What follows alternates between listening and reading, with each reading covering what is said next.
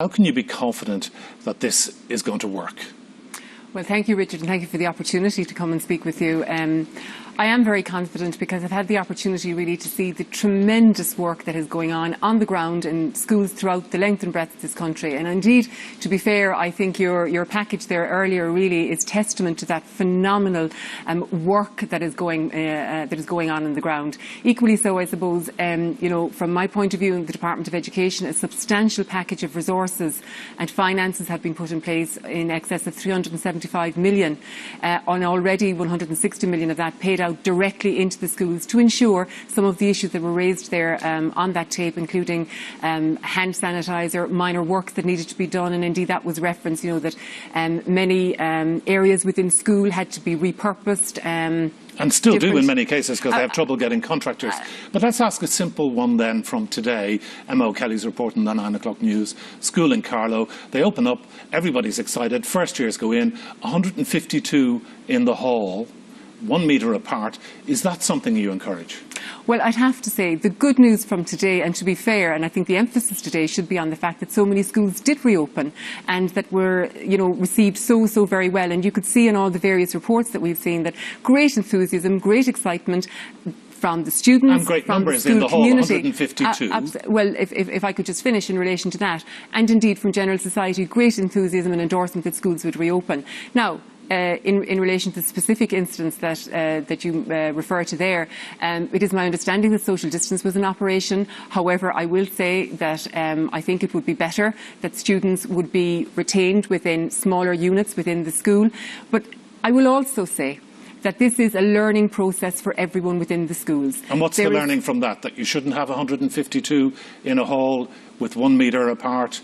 Or in a bigger school, maybe you'd want to have 200 or 300 in a hall. Well, indeed, I would say, OK, there was social distancing there, but I would prefer that students were in their smaller cohorts within the school, and perhaps systems like announcements over intercom or whatever could be used. But again, I want to say, and I don't think it's fair to spend the evening criticising initiatives that were put in place by schools. Schools are doing all that they can.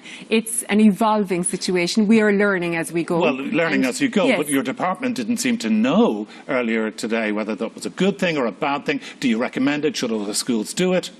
Well, I'm making it very clear to you that obviously there has to be social distancing, but equally so that it would be preferable that students preferable. Yes, it would be preferable. It would be best practice that students would be in smaller cohorts, and that's really, we're following the advice that is laid out very clearly in our roadmap, that students would be contained within a bubble within their school as much as is practical, and that's the way to move forward. But again, I don't think it is fair to be overcritical of a very good job that is being done on the ground. It was an instance today that we saw and we were curious about. Now, teachers are going to get sick, aren't they? Indeed. And principals are scouting around, looking for replacements, looking for people to come in and help them, and they're having terrible trouble. What are you doing about that? Well, to be fair now, we have a helpline in operation where we've received over 3,000 calls, 5,500 emails as regards different issues that are arising in schools. That is not the biggest issue. I would have to say there is a very strong pool from which schools can draw the resource. So we have 98% of principals said it was the biggest problem they've had over the last year. Well, and intensifying over the last year. But I'm talking about currently, because there are a number of measures and a suite of resources from whence principals can actually draw. So in the first instance, we will talk about there are many teachers who are currently job shares within the school. So for the first time ever, we have lifted the bar on that. So those teachers are in a position to work additional hours. We also have teachers within the school environment who are part-time teachers, additional hours there. We also have, for example, teachers who are doing their masters. They're in a position to take up some of those positions as well. And we also have newly qualified teachers, and we have teachers who have chosen not to go abroad. That is not an issue. So and you again, don't think there'll be a problem there? No. Because teachers are going to get sick, aren't they? And pupils are going to get sick. And that's the nature of it. What happens when they get COVID or something else? Does the classroom close? Does the pod close? Does the whole school close? when a teacher or a pupil gets sick? Well, again, there are very clear guidelines in our roadmap in relation to that. So in the first instance, if a child, and I will take the student first, if a child falls ill within school, the child is taken to the isolation room. And could I just again say that I have seen excellent examples of isolation spaces within schools, and I have visited a number of schools. So the child is taken to the isolation space, the parent or guardian is contacted and then referred to the GP by the parent. And then the GP makes the decision as regards a test to take place or not.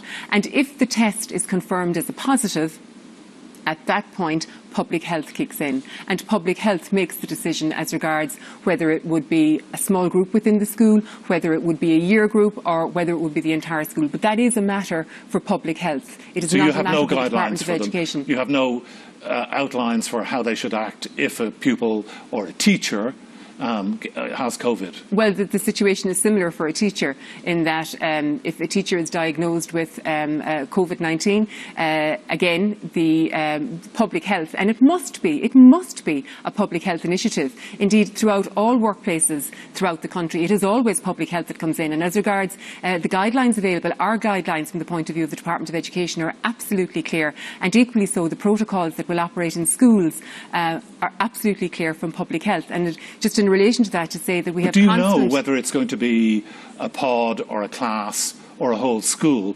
Like, what will close down a whole school in terms of COVID? Well, indeed, how many people will you get? That would be very presumptuous for me to even determine what public health would decide, because every case will be individual, as it is in every workplace, not just unique to schools. So public health will make that decision on the basis of the contact tracing that they will do, on the basis of, for example, is the school contacted to say a child is not in school today and has taken ill? Does it happen that a child takes ill within the school confines or whatever? There's a whole variety of variations of the process. And a whole lot of uncertainty. So, then. No, absolutely not. You wouldn't know, sending your child off to school in the morning, am I going to be called? Am I going to be called in? Is it all going to be very confusing over the next few days? Not My kid's all. going to be at home. Will they be in school at all? Not at all, Richard. I don't for 1 minute accept that. I think the guidance is very, very clear. In the same way that I can't forecast whether you will be in a position tomorrow to feel well or unwell, it's very impossible for anybody within the school environment to forecast if any member of staff or indeed student will be well or not well on a given day. But if they are unwell on a given day and it happens within the school environment, we have very, very clear guidance. And as I say, if it is then eventually determined that it is a public health issue or that it is a positive diagnosis, it becomes a public health issue. And that is no different in education surrounds to any other workplace. So there is no difficulty and there is no confusion around what will happen at that time. Now, face masks, it's Yes. going to be more or less compulsory, isn't it, for secondary school It is compulsory, yes. pupils? How difficult is it going to be to teach a class of 27, 28, whatever it would be, teenagers in masks? Yes, I do appreciate it is not the easiest situation, but I have to say to you, we are in unprecedented times. We are living through COVID, we are living alongside COVID, and we must take the public health advice that is available to us. And the public health advice is telling us that it is best practice that students and teachers would wear face masks. And but best practice for nobody else is doing that. In England, they're not doing it. In Scotland, the pupils only have to wear masks in corridors and the like. Same in Germany. I couldn't find another country doing it. So where's the best practice coming from? Well, that's the recommendation of NEFIT. And we are doing all that we can to ensure that our school environment stays as safe as it possibly can. And indeed, I would have to point out also that many experts, including Professor Philip Nolan and others, who have said that schools by their nature and by their essence are essentially very, very safe places. And what we have to look out for, or what we have to manage really, is what's happening in the outside environment. So bearing in mind that schools are very, very safe places to start off with, we in the Department of Education, and indeed in partnership with schools on the ground, want to ensure that they continue in that vein. So that's where the issue of the masks come into being. And I would have to say there has been great cooperation in relation to that. OK, children who decide not to wear masks or won't wear masks or are messers or whatever, will they be sent home? Well, again, each school operates by its own rules, but the schools are aware that it is mandatory to wear the masks. And unless a child has a particular ailment or a particular issue from a medical point of view that would mean that they're not in a position to wear the mask. So will they be sent home if they refuse to wear the mask? Yes, absolutely. Everybody's expected to wear the mask, unless there is a medical dispensation, if you like. OK, teachers. are you going to force teachers who are vulnerable and maybe regarded as high risk, but not the very highest risk, to teach in classes? Well, I'm not forcing anyone, but again, as you raise this issue in the differentiation between very high risk and high risk teachers, that's an independent medical assessment, separate entirely from the Department of Education. The adjudication on whether a teacher and it's not just a teacher, it's any member of the school community, whether it's the school secretary, SNA, the caretaker or whatever. But there's no appeal for that, is there? When the independent people say you can't work. Well, no, actually that's not quite correct. If I could just say, in the first instance, the department absolutely recognised that there would be situations where people would be categorised as very high risk, and in relation to that, a package of 84 million was put available so that schools would be in a position to replace the very high risk staff members.